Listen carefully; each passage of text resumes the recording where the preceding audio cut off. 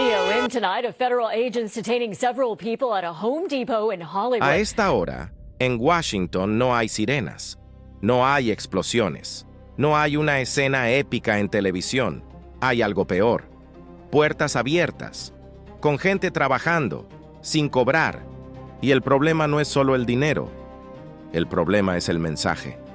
Porque mientras el país discute presupuestos, el Departamento de Seguridad Nacional, el DHS, entra en un cierre parcial.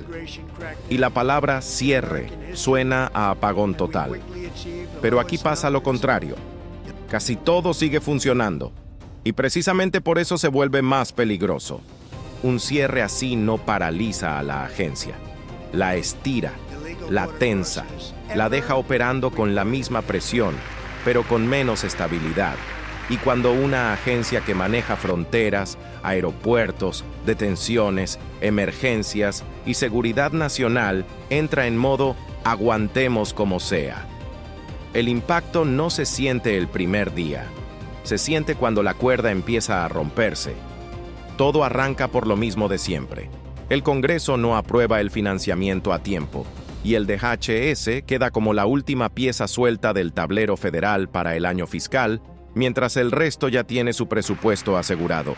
Pero aquí hay un giro que lo vuelve más explosivo. Esta vez la discusión de dinero viene pegada a una discusión de poder. ¿Qué tanto puede hacer y cómo la maquinaria migratoria? Y ahí entra la escena que está detrás de todo: protestas, incidentes, muertes, indignación pública y una presión política que no se resolvió antes de que los legisladores se fueran de la ciudad. Así se llega a esta imagen: los congresistas fuera de Washington, conversaciones en curso y una agencia entera funcionando con un reloj encima. Ahora, giramos la cámara. La pregunta que se hace la gente no es ¿cerró el DHS? La pregunta real es ¿me afecta hoy? Y la respuesta es incómoda. Puede que no lo notes, hasta que lo notes. Porque en un cierre del DHS, lo que más se siente no es ICE, no es la frontera, no son los operativos. Lo que más se siente primero es lo cotidiano: los aeropuertos, las filas, los tiempos, el personal agotado. No estamos hablando de controladores aéreos, eso va por otra agencia. Así que no esperes un colapso inmediato de vuelos por falta de torre. Pero sí hay un lugar donde la fricción aparece: la TSA. La TSA es la gente que ves en el control de seguridad, los que te piden el ID, los que te paran el bolso, los que hacen que un aeropuerto sea un aeropuerto. Y aquí viene el detalle: durante el cierre, una gran parte de esos trabajadores siguen yendo, sin pago normal, esperando que algún día les llegue. Y eso, en la vida real, no es un discurso. Es renta, es gasolina, es comida, es cuidado de niños, es estrés. En un cierre corto, aguanta. En uno largo, empieza lo que nadie quiere decir en voz alta: más ausencias, más llamados, más cansancio.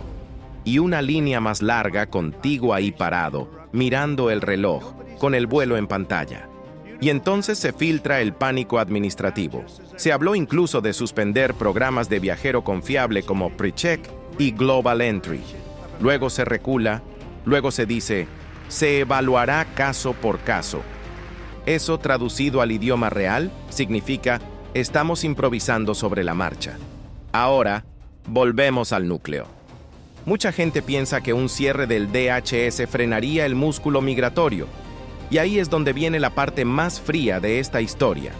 No, ICE sigue, CBP sigue, la frontera sigue, los puertos de entrada siguen, la mayoría de la fuerza laboral se considera esencial. Y en papel, más del 90% de los empleados continúan trabajando. Entonces, ¿qué cambia? Cambia la presión interna, cambia la moral, cambia la estabilidad, cambia el margen de error. Porque cuando pones a miles de personas a operar con la sensación de que el sistema político los dejó colgados, lo que se deteriora no es la presencia, es el clima mental, el clima operacional. Y ahí es donde empiezan los errores, los excesos, los choques y las decisiones mal tomadas. Y justo aquí aparece la capa política que lo empuja todo. Este cierre no es solo presupuesto, es un pulso. Del lado demócrata, la exigencia es clara: reformas al control migratorio, restricciones a patrullas itinerantes, criterios más duros para órdenes, políticas más fuertes sobre uso de fuerza, cámaras corporales y que agentes se quiten máscaras. Del lado republicano, resistencia casi total y presión para que se negocie también lo que ellos quieren: mano dura contra las llamadas ciudades santuario. Y en medio está la Casa Blanca, negociando con un Senado que no quiere entregar el cheque sin condiciones, mientras la agencia sigue operando como si nada. Pero no es como si nada, es con un ruido que crece por debajo. Porque cuando una agencia tiene el poder de detener, procesar, transportar, custodiar, y al mismo tiempo está bajo tormenta política, cada incidente se vuelve gasolina. Y aquí hay un dato que no puedes ignorar. El DHS no es solo inmigración. Ahí también está FEMA, Guardia Costera, Servicio Secreto y más. Mucha de su operación se define como protección de vida y propiedad, por eso continúa. Pero continuidad no significa normalidad. Normalidad sería estabilidad financiera, personal enfocado, cadenas claras, protocolos sin cambios de último minuto. En un cierre, lo que tienes es una agencia enorme funcionando con un parche. Y cuando una estructura funciona con parches, la pregunta no es si falla, sino ¿dónde va a doler primero? En algunos casos dolerá en la TSA y su personal.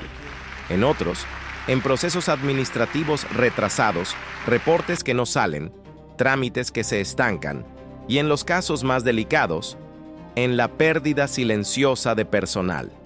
Porque hay una verdad que los cierres siempre revelan. Si le dices a alguien trabaja igual, pero te pago después, no todos pueden aguantar. Y no todos deberían tener que aguantar. Esa es la parte que el público casi nunca ve: el desgaste acumulado. La gente cansada de la incertidumbre, sobre todo si ya vienen de un cierre anterior. Y cuando el cansancio se acumula, el sistema se vuelve más frágil.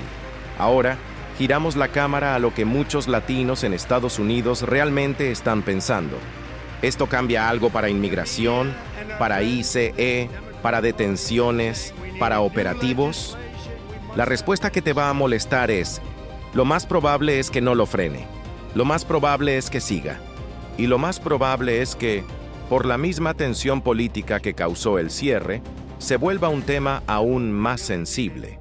Porque si el debate central del financiamiento es reformen el control migratorio, entonces cada noticia sobre operativos, detenciones o uso de fuerza se convierte en munición para el siguiente round. Y eso crea un ambiente raro. De un lado, la maquinaria sigue. Del otro, la política la tiene apuntada con lupa. Y en medio estás tú, tu familia, tu trabajo, tu vuelo, tu vida cotidiana.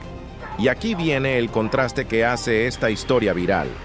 Un gobierno cerrado que en lo esencial sigue operando. Un país que discute reformas mientras empuja a la gente a trabajar sin salario. Y una agencia que maneja seguridad y migración funcionando con una tensión que no se ve hasta que explota. La mayoría no va a notar nada el primer día, tal vez ni el tercero. Pero si el cierre se estira, aparecen señales. Filas más largas, más frustración, más caos, más desgaste. Y cuando el desgaste se vuelve rutina, se pierde algo clave: el control fino. Y en temas de seguridad, el control fino lo es todo. Ahora, un detalle que explica por qué esto no se resuelve fácil. El presidente ya vivió cierres largos. Sabe cómo se juega este ajedrez. Sabe cuánto aguanta el país. Y el Congreso también lo sabe. Por eso el peligro no es que el cierre exista. El peligro es que se normalice, que una agencia como el DHS se acostumbre a operar en crisis administrativa, como si fuera parte del calendario, porque ahí es cuando la excepción se vuelve norma. Y si algo ha demostrado este ciclo político, es que lo temporal en Washington a veces se vuelve permanente. Entonces, ¿qué significa esto de verdad para el público?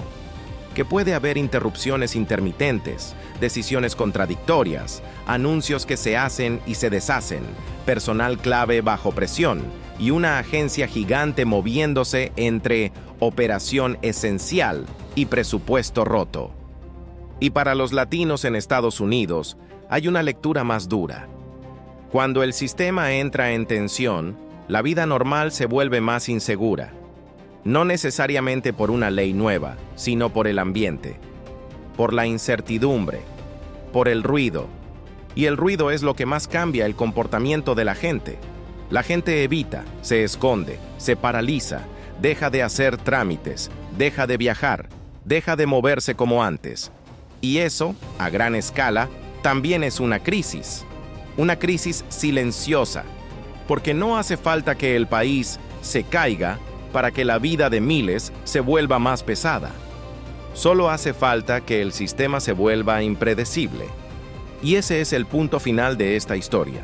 El cierre parcial del DHS no apaga la agencia.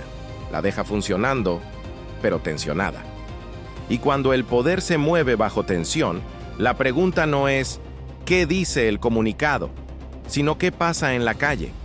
Si quieres que siga cubriendo esto con actualizaciones claras, sin humo, sin exagerar y con lo que realmente te afecta, suscríbete y quédate por aquí, porque cuando Washington juega con estas palancas, el golpe nunca se queda en Washington.